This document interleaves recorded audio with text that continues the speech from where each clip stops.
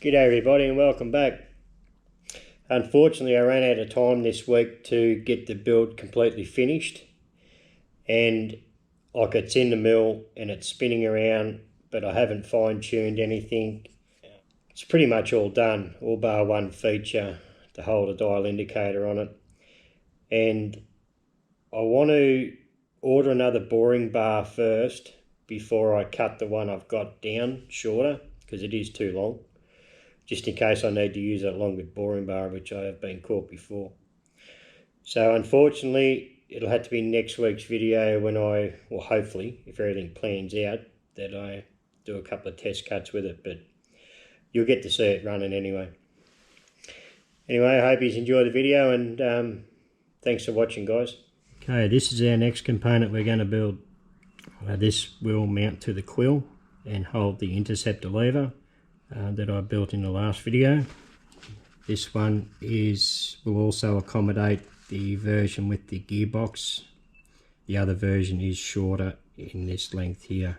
So I'm building the longer one, and yeah, because I'm going to build the gearbox for mine as well. So there's two pieces to this obviously. So what my first plan is to get these two pieces of material to bolt together, and then I can put the center bore in and all these other features too. Now, depending on what machine you have, you've got to measure your quill and your depth from your face of your arbor. Yeah, there's a fair bit you've got to put into measuring everything so everything lines up. Yeah, so that's all explained in the build notes. Anyway, I'm going to build mine, and hopefully it all works out and I get it correct.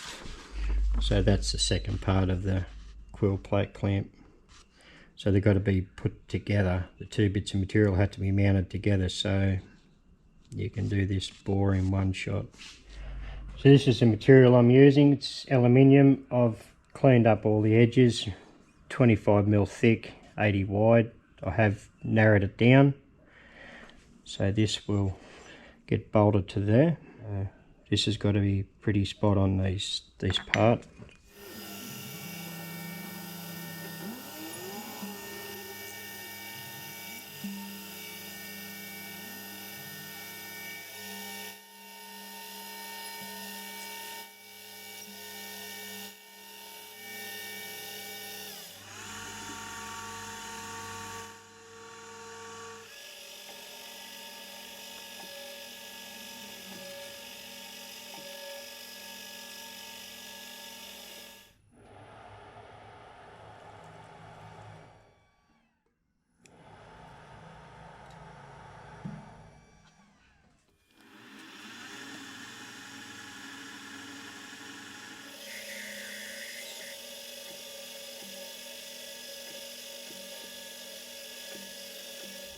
Hey Steve.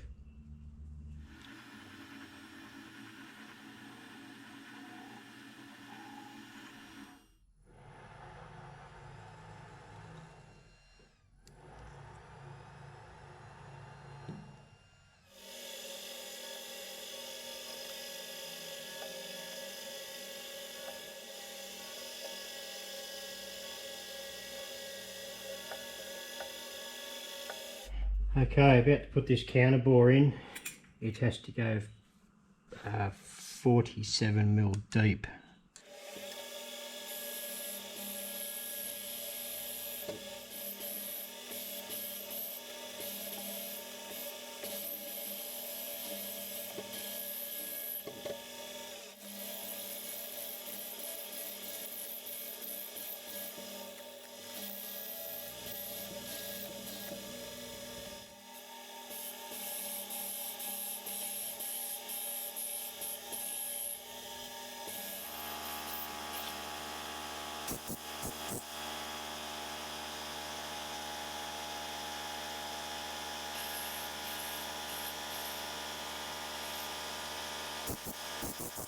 Okay, this can come out and be bolted up to the opposite piece, and see how good it aligns. I do have a little bit of play on each side I can remove just to square everything back up, but Okay, so the bolts fit through there.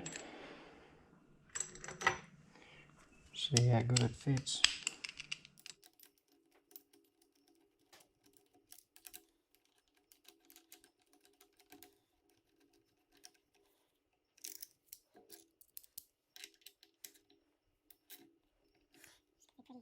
It's pretty good.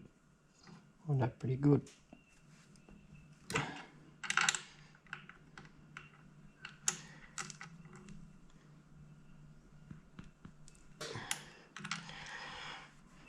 Pretty happy with that.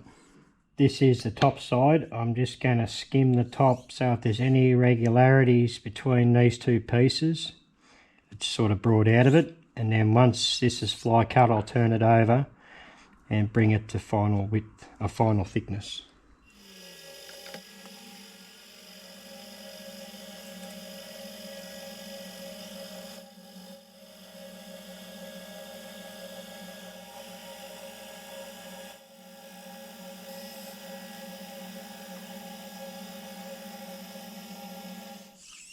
Can't beat a fly cutter, eh? Okay, I've spun the part back over and dusted the top off with a fly cutter, and I've got 3.83 millimeters to pull off this thickness.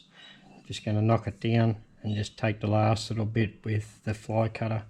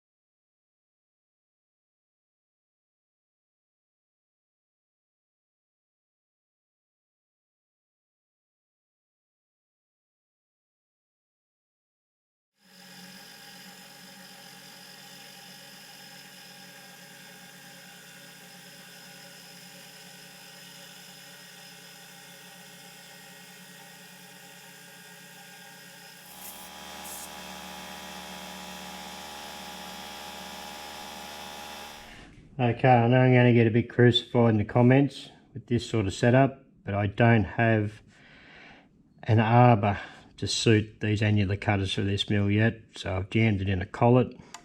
This hole that goes right through this plate has to be 75. This is a 65mm cutter. I've tried to set it up in the lathe. There's just not enough clearance, so this is the next best option, is to do these with a boring head.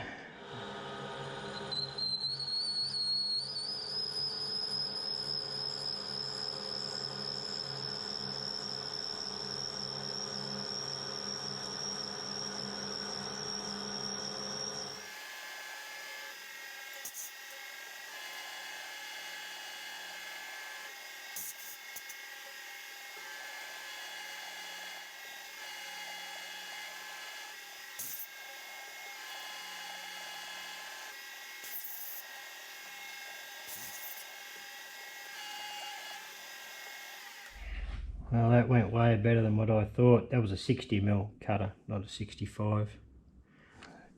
I've got a fair bit of boring work to do now, the boring head.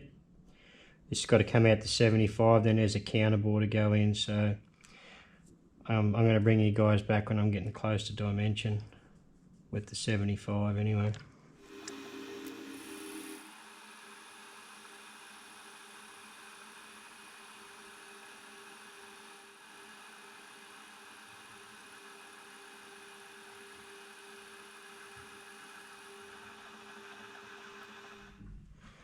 That should be the final cut on the 75mm bore. So we got 74.99. I'm pretty stoked with that. Okay, this next bore has to be 85.7 for a depth of 16, which is pretty crucial. There is another recess under this back corner here. It's got to be coplanar with this shoulder in the inside here. So to get this depth correct, I've set up the auto stop on the quill, on the power feed, into Imperial mic. So it has to be 629.9 or 9/10, so 630 thou.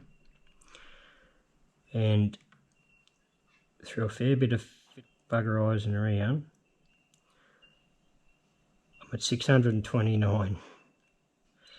I'm at 78mm wide, so I'm going to go out to about 80mm wide, or 80mm in diameter. That'll give me a bit more of a land to measure off.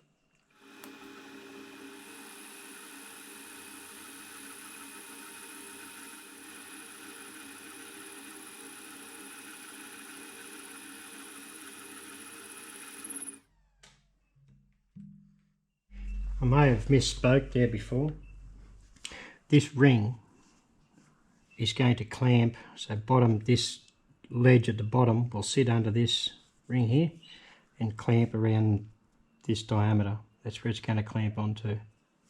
I thought I said 85.7 before, but it's 85.35. I misspoke, so there's that many numbers going through my head right now. It's starting to look like a bingo game. Someone's going to throw out legs 11 in a minute and I'll be all excited.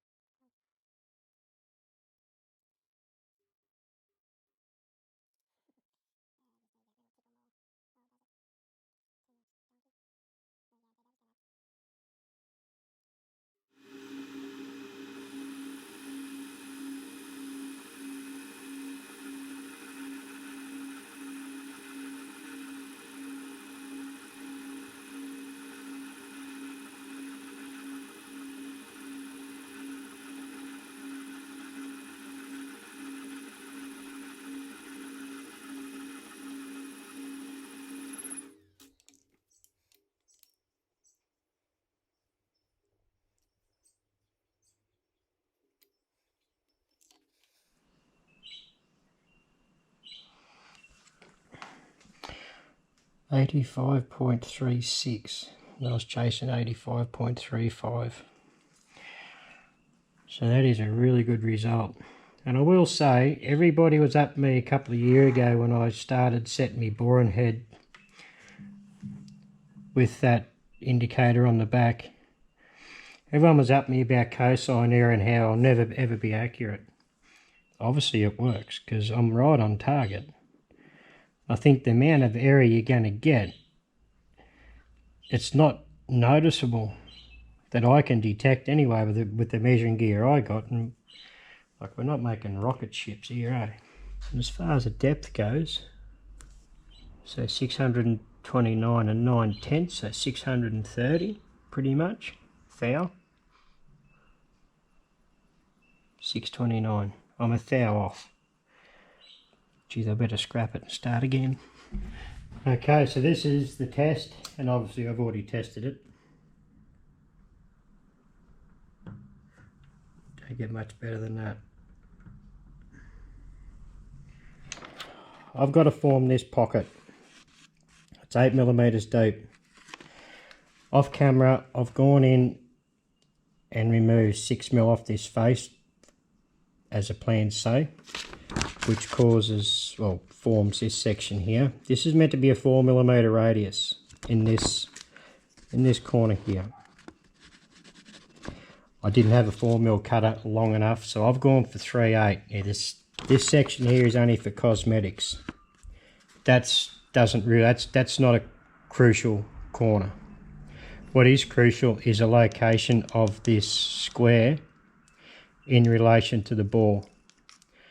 So this basically sets the offset in the y-axis for the control lever.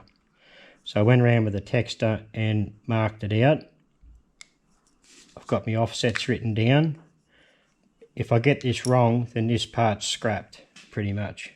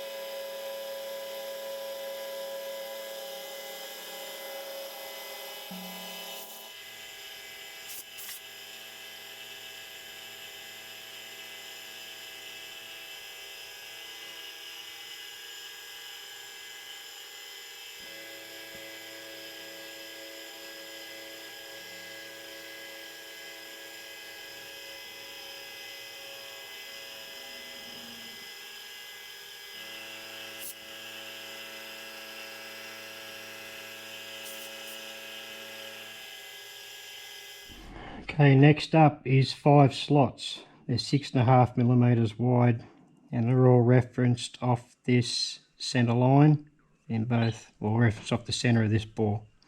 I'll whack them in and just going to drill each end of the slots and then go in with a cutter and open them up.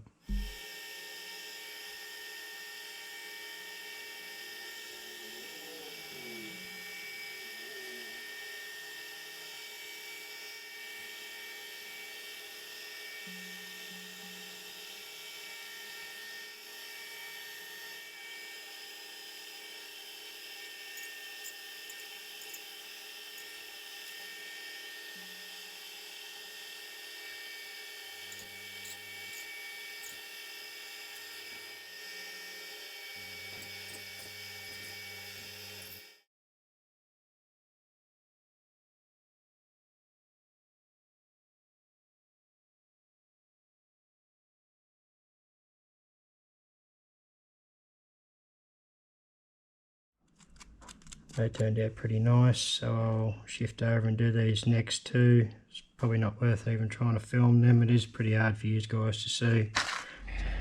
Okay, I discovered again that I made a mistake with the dimensions on this cavity. The width was correct, the length was too short on either end.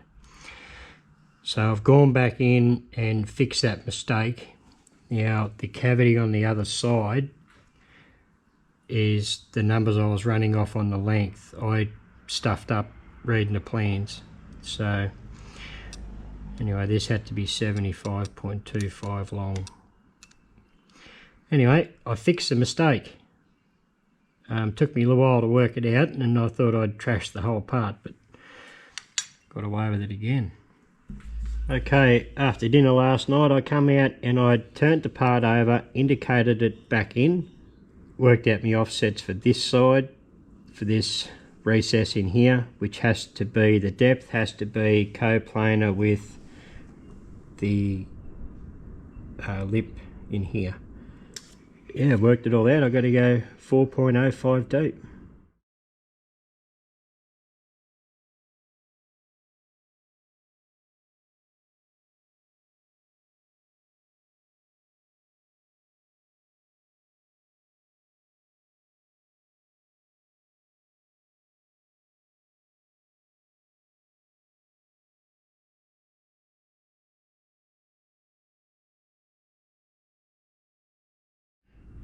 .38 mil gauge blocks. That fits, and this had to be 67.75, sorry.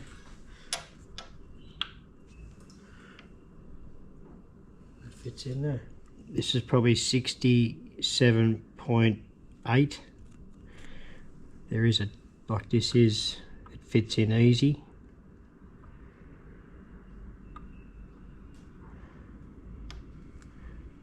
So there is a there's a block that fits in here, so, but I was just trying to hit the numbers as close as I can. So the depth is spot on, so that pocket's complete. I have to come up with a way of holding this in the rotary table, because these are all got to be radius. It's got to be a big radius put in here, and this has got to be radiused off. Okay, so I've had a bit going on here this morning. I've made up a slug that is a beautiful fit in the bore of the two plates that are joined.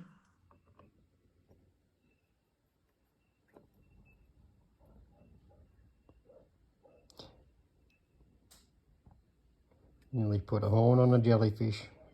It's then bolted down to this aluminium plate on the rotary table. There is a Morse taper 3 arbor in the rotary table as well. It has a stem on it, parallel stem, that this locates on. I've gone around with a texter and put an outline of where I've got to take all this material off. I've also on the plans have the coordinates for the, well, this one here is not there because I've not enough material, I've got to put, this will give me the 8mm radius. Go down with a 5/8mm and that'll give me the radius in these corners. This section here has to be removed. Also on the plans I have the degrees that you need to go to either way, but a lot of that will be just by eye because I'm not real good with this sort of stuff, reading these dials, especially in degrees.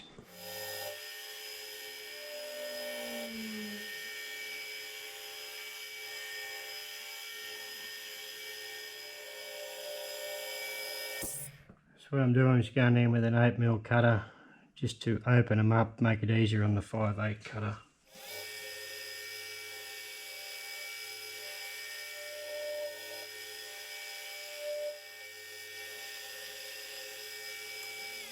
The bolts that hold these two plates together are still in there too, so everything should clear the heads of the bolts.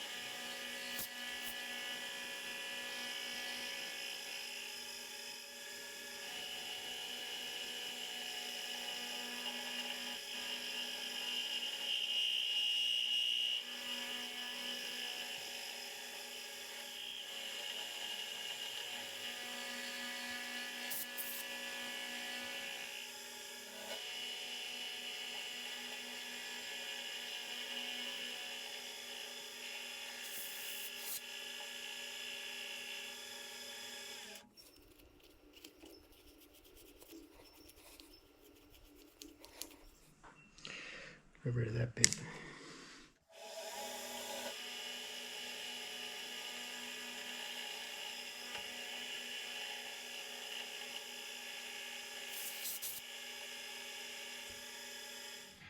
That doesn't look too bad, eh? Hey, I've just done a couple of little passes just to work out my start and stops.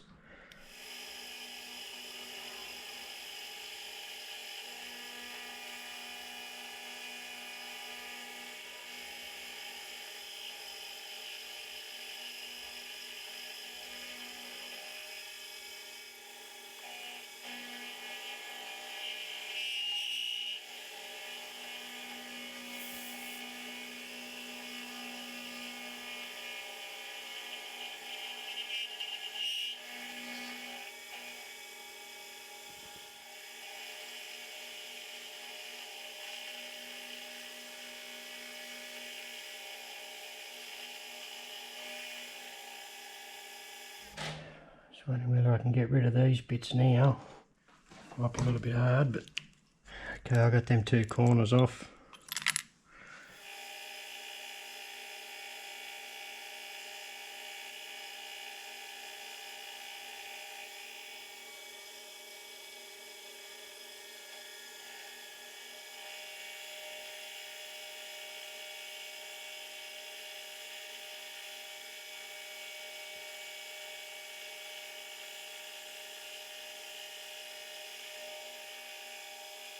There's the second radius done.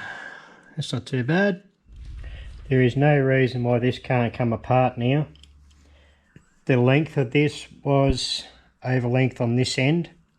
Why it was set up and I was on center, I bring this edge back to the right dimension.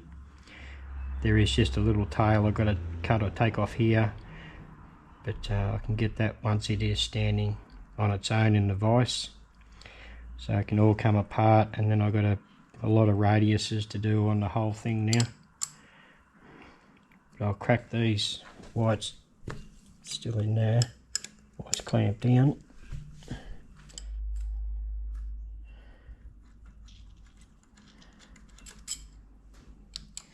This is the first time it's been apart since I bolted them together the first time.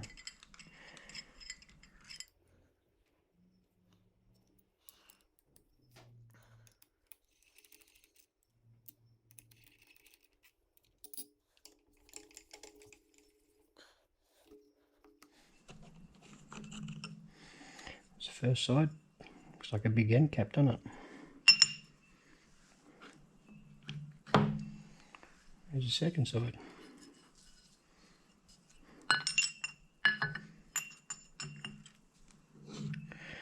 And that's the setup I had, just a disc, well, a slug, and it worked really well. Pretty happy with that. Right, we're set back up in the vise. I have measured from the bottom of the jaws back up 56.85, which is over height at the moment. I've set the stop on the quill, so I've just got to mow that off and that'll become a flat. Then I can turn it over, and then I can remove the, it says 2 mil, I think I might just take 1.5 mil off. That'll give it enough clamping force.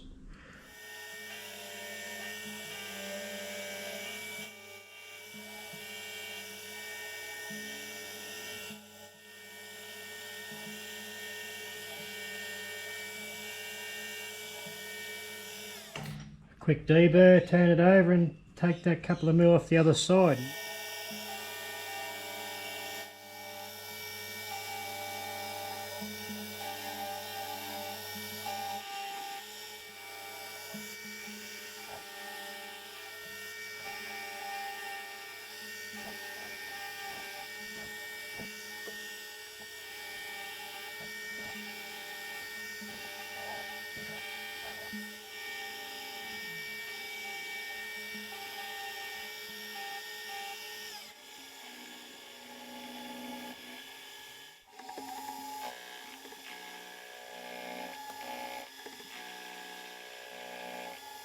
That looks alright. So I'll go along and do the other 4 corners. That means this part will be finished then too. Okay, I jumped ahead and done all the 4 mil radiuses on this piece, which is 1 at the bottom, 1 there, and 2 on this end. I've just got the last radius to go. You've seen me do a few radiuses in this series now. I couldn't see the sense in showing more of them. So this one may not end up being a full radius because of I don't have enough room to do it. So I'm just going to have to do it by eye.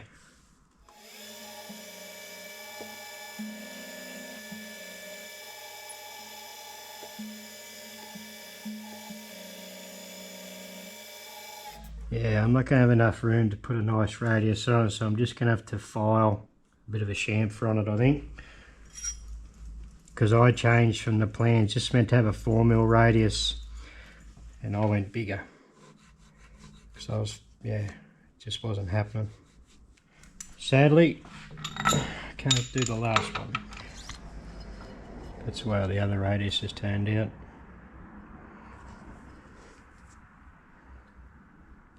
Overall, it's been a bit of an adventure, this component, and that's what it looks like when it's all together. Pretty happy with that, really. That's turned out way better than what I expected once I clean up all these. Anyway, there's a few hours work in that. Okay, off camera, I built this block. Now, there was nothing to it, that's why I didn't bother showing it. It's basic milling. It's just that block with that recess. That's an important dimension. The height of, from there to the top of this block. And there's just a retainer cap on top. And this is adjustable. There is another set of holes.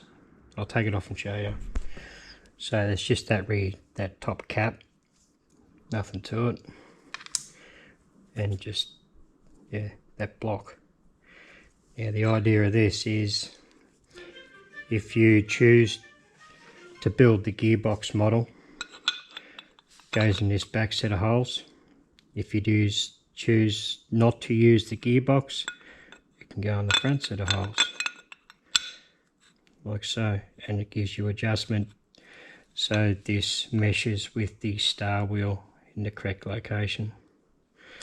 So yeah, I didn't bother showing building this part. It's a basic part, like, yeah, there's nothing to it. Okay, we're up to, well, we're going to put the keyway in this, or broach the key in this star wheel. Thanks to a very kind viewer, got a 1-ton arbor press. I've had to take the plate off. It's a fraction high to get the broach in. So I just got a bit of 6mm plate, banged a hole in it. It's a good thing about this faceplate table too, you can use T-nuts and whatever and tie everything down. So bloody good. Needs a couple of stays on this leg because it does get a wobble up. There's a lot of weight sitting on that post, but I can't do anything about that right now.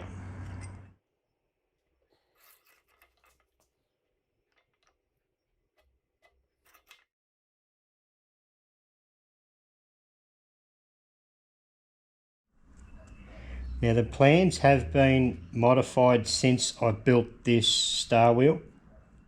We've made it with a bigger boss. Okay, I had a viewer who has kindly donated this 3mm carbide end mill and a 6mm acid brushes, and he built a center punch as well.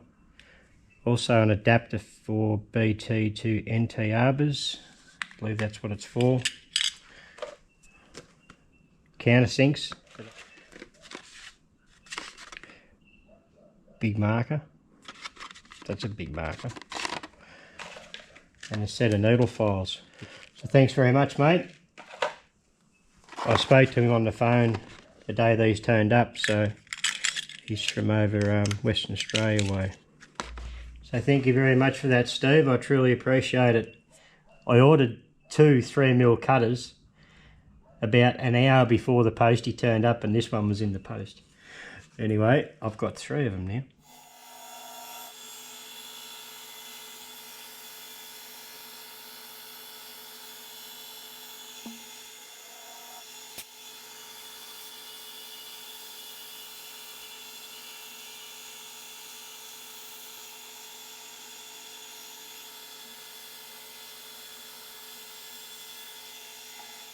Pretty happy with that.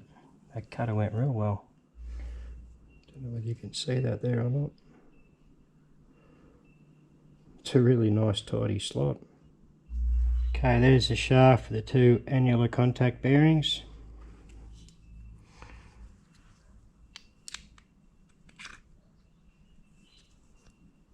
That slides in. This cover goes over top. Off camera I built this little, just a dust cover basically. It took about 6 minutes to make, it wasn't even worth filming. It sits over the top and then held in with circlip. So I'll get all this put together. This circlip's going to be a bit of a hooer to put on. So that is where that little cover goes, the circlip on it, keys in, all spinning very nicely. Oh, cackle tune in that one. That can go back on the main body now. I forgot to mention that I put these two dowels in the main body. It's just a bit of, yeah, they'd probably rely on these two bolts to hold it in place, but it's two dowels in there now. They're 4mm dowels. Before you drill the holes for them, you've got to make sure that everything runs really smooth with the top slide, or with the slide on. The gibs are adjusted and everything is running really nice, and then obviously it's holding with the two bolts, but then you can go ahead and drill these two dowel holes. These two threaded holes are for jacking it off. Yeah, doesn't sound right. Is for removing it. How's that sound? But anyway, this part can go back together after I put the oilers in it. I've got to put the button oilers in it, and I've still got to make the two little plugs from where I screwed up there.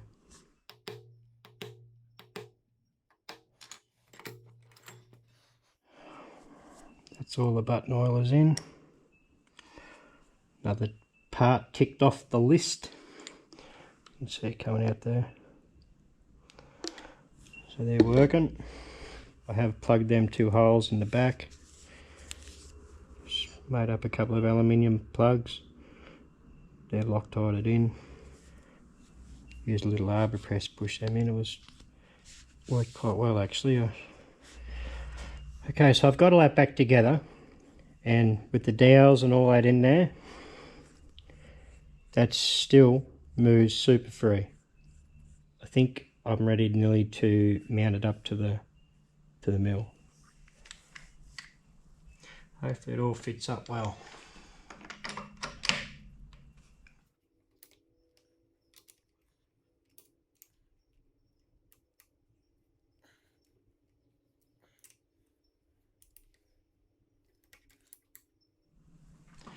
Clamps up nice.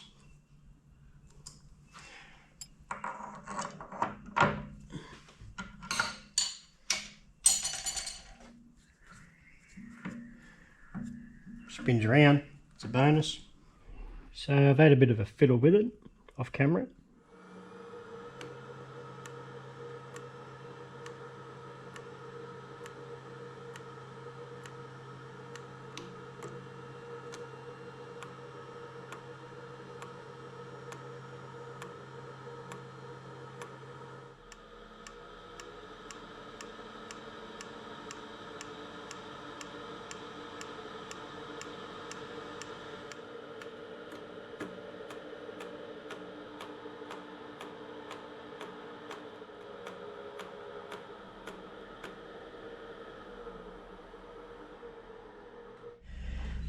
Well, so far I'm pretty happy with that, considering it's the first time it's had a run.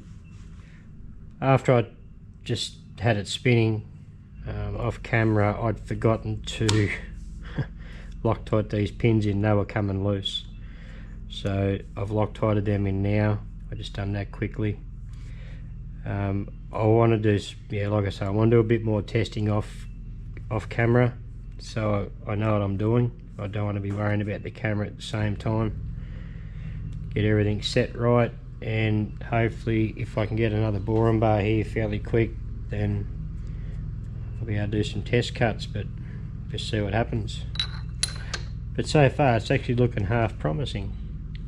I think we've had a pretty successful build and first run so far. Okay, there's one more feature I've got to put into this, into the main body, is two holes. One's a counterboard hole and the other one is hole for the thread for a set screw. To set the boring head, just going to be using a dial indicator. So it'll be just on a stem that goes into the counterbore hole, and just nip it up with a set screw. So you make your adjustment. If you just use it as a plain boring head, make your adjustment, and then you can do the lock screw up or the gib lock up, undo that bloody set screw, pull your indicator out of the way, and yeah, that's the easiest way to adjust it, and it's always worked pretty accurate for all my other boring heads. But that'll be during the week for next week's video. I've got to get inside now, get on the computer, because it's Wednesday, 3 o'clock. The video comes out tomorrow night, and I've got to go in and start editing. So, running out of time this week. Just, yeah, time's got away, and probably didn't get as much done as I wanted to get done. But I was hoping to have this all buttoned up this week, but that ain't going to happen. Anyway guys, I hope you enjoyed the video, and see you later.